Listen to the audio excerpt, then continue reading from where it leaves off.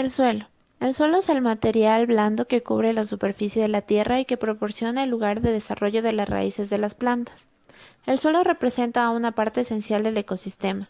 Un ecosistema es una comunidad natural en la que los diferentes tipos de plantas y animales conviven estrechamente juntos, obteniendo de aquí los materiales necesarios para su supervivencia dentro de la comunidad y los recursos naturales.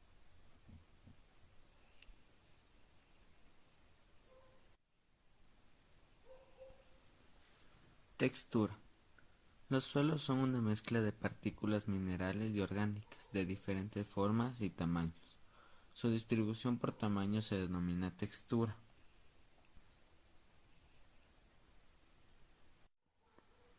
Existen tres maneras para determinar la textura de un suelo. La primera es la granulometría, que es la proporción de arena, limo y arcilla que contiene un suelo. La segunda es textura, que es el tipo de suelo según su granulometría.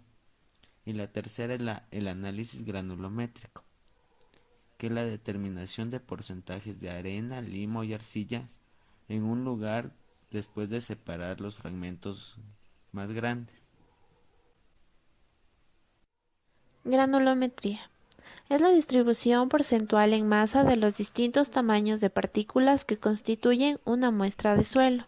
Por lo tanto, es la proporción de arena, lino y arcilla que contiene un suelo. El tamaño de las partículas de un suelo puede ser muy variado, desde micras hasta bloques de grandes dimensiones. La medida de dicho tamaño se conoce con el nombre de granulometría. Una parte importante es las dimensiones por tamaño de las partículas del suelo. Estas pueden ser muy variadas. Pueden empezar desde la arcilla, que es la más fina, hasta las piedras, que son las más elevadas. La arcilla cuenta con un diámetro de 0.002 y las piedras cuentan con un diámetro mayor de 60. Una parte importante.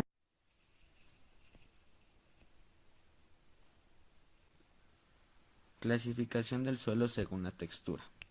Se dice que el suelo es arcilloso cuando en su composición tiene más del 40% de arcilla.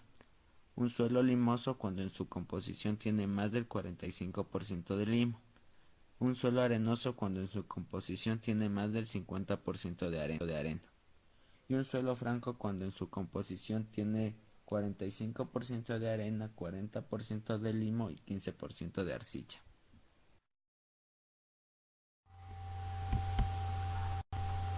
Los suelos arcillosos son aquellos que están formados principalmente por arcilla. Es un tipo de suelo que cuando está húmedo o mojado resulta pegajoso, pero cuando está seco es muy fino y suave, dado que la arcilla está formada por partículas diminutas que miden menos de 0.005 milímetros de diámetro. Desde un punto de vista de la textura, tiene una consistencia plástica y puede ser molde. Son suelos que para la agricultura se conocen como suelos húmedos y pesados. Son muy impermeables dado que no dejan pasar el agua o el aire. Todo aquello propicia que sean suelos donde el agua se estanque con facilidad. En este tipo de suelos se necesita realizar un sistema de drenaje adecuado, porque después de la lluvia, si el agua se queda retenida en la superficie, presenta un color marrón oscuro. Los suelos arcillosos al secarse quedan muy compactos y duros y se caracterizan por aparición de grietas.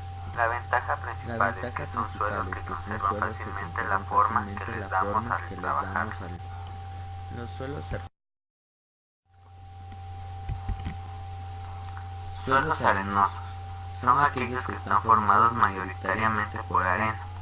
La arena son partículas pequeñas de piedra de carácter silicio, con un diámetro de entre 0.02 y 2 milímetros. A diferencia de la arcilla, cuando ésta está húmeda o mojada, el suelo arenoso no es enganchado. Los suelos arenosos no retienen el agua, que rápidamente se ondea a las capas más profundas. Son suelos considerados secos en donde hay poca humedad, presenta colores claros. El cultivo en suelos arenosos es muy difícil y requiere un gran esfuerzo. A diferencia de otros tipos de suelos como el arcilloso, requieren un riego continuo y un trabajo constante.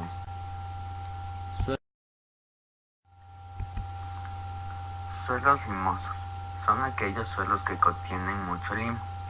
El limo es un tipo de material muy fino que ha sido llevado a un lugar a través de los ríos o arrastrados por el viento o la lluvia. Es un tipo de suelo muy compacto y sin llegar a serlo tanto como los suelos arcillosos. Los suelos limosos suelen presentarse junto a los lechos de los ríos y son muy fértiles por la cantidad de minerales arrastrados por la corriente. Este tipo de suelo es muy utilizado para cultivos de verduras y hortalizas.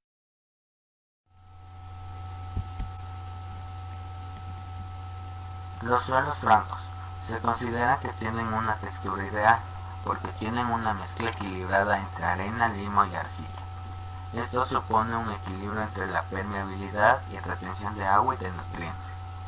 Además tiene un gran porcentaje de materia orgánica.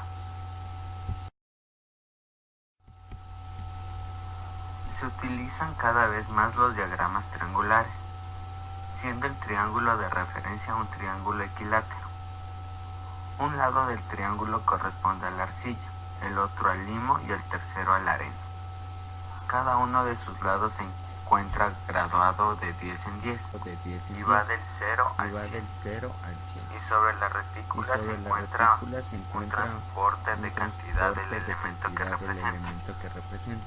El interior del triángulo está dividido en casillas. Cada una de ellas representa una clase textural del suelo caracterizado por las proporciones de los elementos dominantes.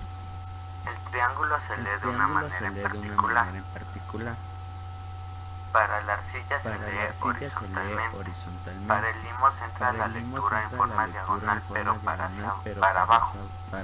Y para la lectura de la arena se lee diagonalmente para arriba.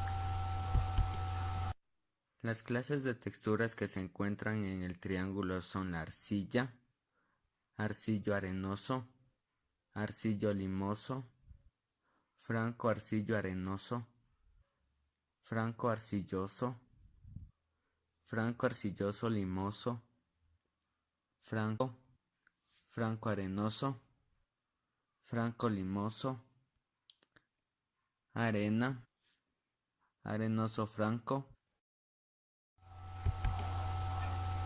Densidad. Existen dos tipos de densidad, la densidad aparente y la densidad real. La densidad real es el peso de las partículas sólidas del suelo relacionado con el volumen que ocupan sin tener en cuenta su organización del suelo.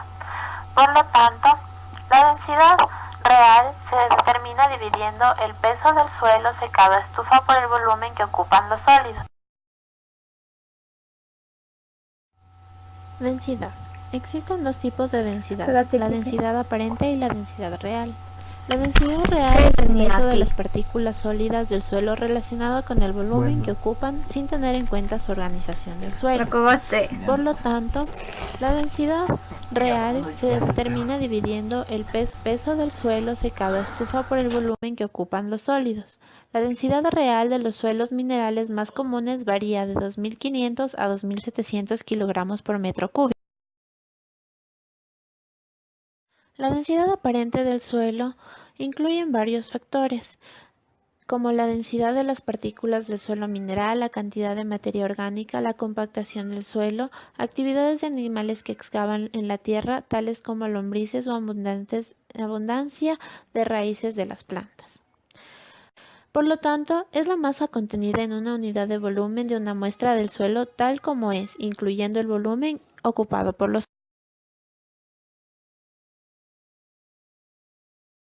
Los huecos que dejan entre sí las partículas sólidas del suelo pueden ser 3. Poros, que son huecos que dejan las partículas y los agregados. Tienen contornos irregulares y están conectados entre ellos, lo que favorece la circulación de agua y aire. Los canales, que son huecos comunicantes que se forman por la actividad de la fauna del suelo. Y las fisuras o grietas, que son huecos intercomunicados que se forman como consistencia de la retracción del suelo.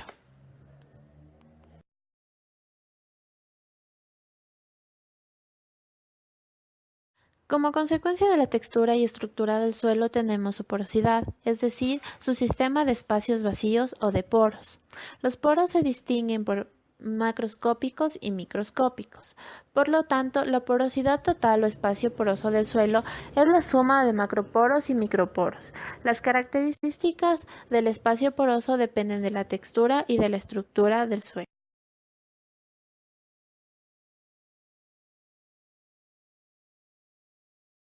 Los macroporos no retienen el agua contra la fuerza de la gravedad y por lo tanto son los responsables del drenaje y la aireación del suelo, constituyendo además el principal espacio en el que se desarrollan las raíces. Los microporos, por el contrario, son los responsables de la retención del agua, parte de la cual es disponible para las plantas.